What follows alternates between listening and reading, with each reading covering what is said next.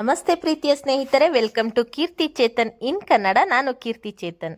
ಇವತ್ತು ತುಂಬ ಟೊಮೆಟೊಗಳು ಹಣ್ಣಾಗಿತ್ತು. ಅದನ್ನು ಹಾರ್ವೆಸ್ಟ್ ಮಾಡ್ತಾ ಮಾಡ್ತಾ ನಿಮಗೆ ಟೊಮೆಟೊನ ಹೇಗೆ ಬೆಳೆಸಬೇಕು ಅಂತ ನಿಮ್ಮ ಜೊತೆ ಶೇರ್ ಮಾಡ್ಕೊಳ್ತೀನಿ.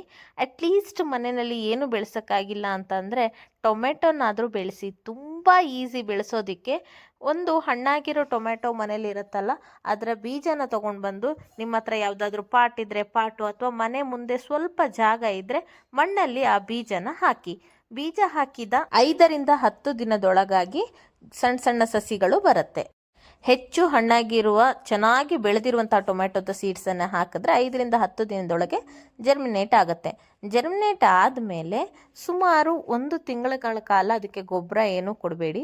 1 ತಿಂಗಳ ನಂತರ ನಿಮ್ಮ ಹತ್ರ ಯಾವುದು ಸಾವಯವ ಗೊಬ್ಬರ ಇರುತ್ತೆ ಅದನ್ನು ಕೊಡಿ, ಅಥವಾ ಯಾವುದಾದರೂ ಲಿಕ್ವಿಡ್ ಕಾಂಪೋಸ್ಟನ್ನು ಕೊಡಿ. ಅದು ಯಾವುದೂ ಇಲ್ಲ ಅಂತ ಅಂದರೆ ನಿಮ್ಮ ಮನೆಯ ಹಸಿ ಕಸವನ್ನು ಗೊಬ್ಬರ ಮಾಡಿ ಅದನ್ನಾದರೂ ಕೊಡಿ.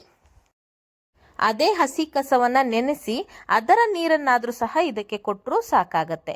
ಹೀಗೆ ಮಾಡ್ತಾ ಬಂದರೆ ನಿಮಗೆ ಸುಮಾರು 60 ರಿಂದ 100 ದಿನದೊಳಗಾಗಿ ಟೊಮೆಟೊ ಹಾರ್ವೆಸ್ಟ್ಗೆ ಸಿಗುತ್ತೆ.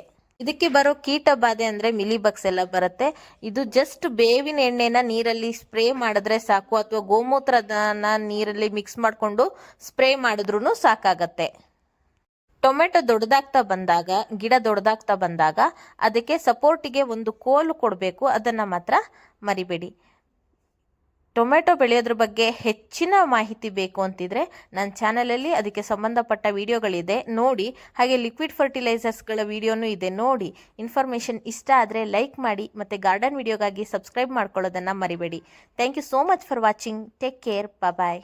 Happy gardening. Eat healthy, stay healthy.